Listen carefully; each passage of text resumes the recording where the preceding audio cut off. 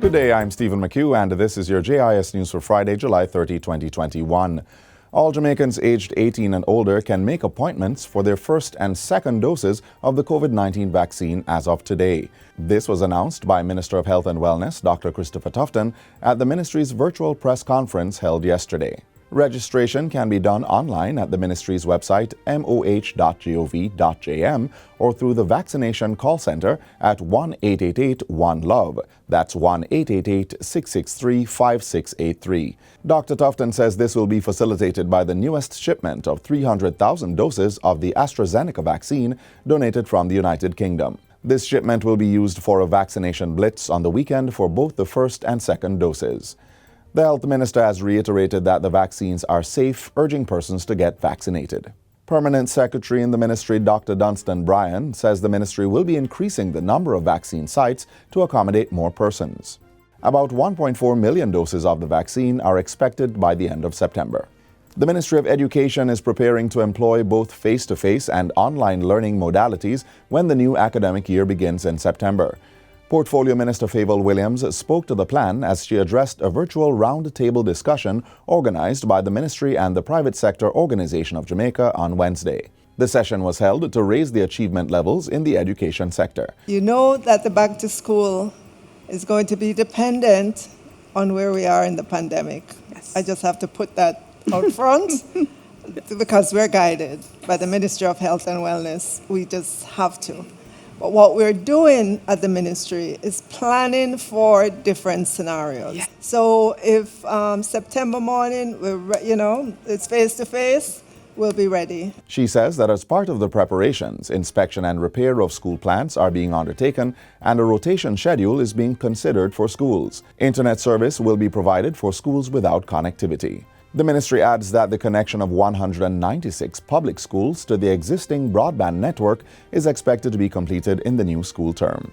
Over 60 adolescent parents have received bursaries and scholarships valued at approximately $3.9 million from the Women's Center of Jamaica Foundation to help with their educational expenses. The presentations were made yesterday during the virtual staging of the third Advancing Secondary Tertiary Remedial Education for Adolescent Mothers A-Stream Awards ceremony in Kingston. The A-Stream program was instituted in 2018 to provide scholarships and mentors for the adolescent girls to ensure that they, along with the fathers, can advance their secondary and tertiary level education. Let me congratulate all those who have been contributing to the stream of funds that provide the girls with financial support as they advance their education.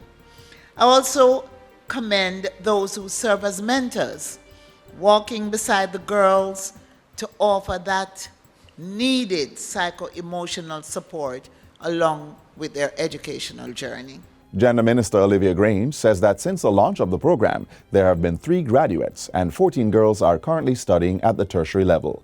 She says 4 of the scholarships were named in honor of the former chairman of the board of directors, the entity's first national director, former executive director of the Women's Center, and the AIDS Healthcare Foundation.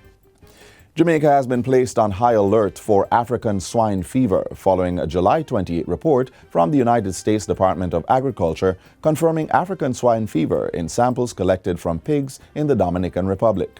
African swine fever is a devastating, economically significant, and highly contagious viral disease of domestic pigs and feral swine, causing high mortality approaching 100%. It has not been known to affect humans, but is almost always fatal in pigs. A release from the Agriculture Ministry indicates that the Veterinary Services Division will immediately heighten collaboration with the Jamaica Customs Agency, the JDF Coast Guard, the Passport Immigration Citizenship Agency, pig farmers, and all Jamaicans in order to minimize the risk of entry of this disease. Introduction of the virus into the country may occur by way of importation of infected pork products and contamination of things such as feed, equipment, vehicles, and clothing. This new detection of the virus in the Americas has raised serious concerns about the continuing global spread of the disease, which has devastated China's pig population since the outbreaks in that country in 2018. The Ministry of National Security says it is reinforcing its commitment to tackle the issue of trafficking in persons. This is being done through the National Task Force Against Trafficking in Persons, which was established in 2005. Manager for the Trafficking in Persons Secretariat within the ministry, Shani Russell Robinson, says over 100 victims have been rescued since 2010.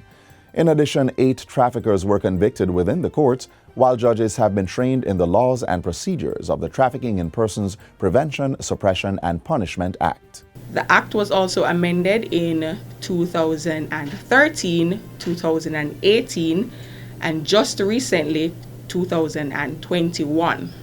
So these are measures that we have been put in place to ensure that Jamaica is aligned with international best practices and to ensure that we are keeping abreast of the changing times, because traffickers are also constantly evolving their methods. Ms. Russell Robinson was speaking at a JIS think tank. She says the work of the task force is centered around protecting victims of trafficking and carrying out measures to reduce incidents of persons being trafficked locally. And finally, the Drug Treatment Court Program has been extended for another 3 years.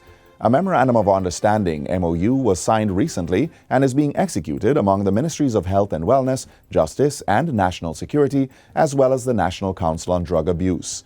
The program was established in 2001 under the Drug Court Treatment and Offenders Act and provides a structured and supervised treatment program prescribed by the Drug Court.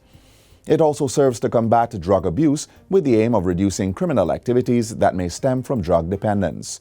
In a statement, Minister of National Security Dr. Horace Chang says the purpose for which the program was established has served us well and in many ways has helped to save the lives of countless young men and women who otherwise might not have alternative assistance. Minister Chang says emphasis should be placed on therapeutic jurisprudence as an alternative for the incarceration of persons who may have a drug problem. And that's it for JIS News Today. I'm Stephen McHugh. Thanks for watching.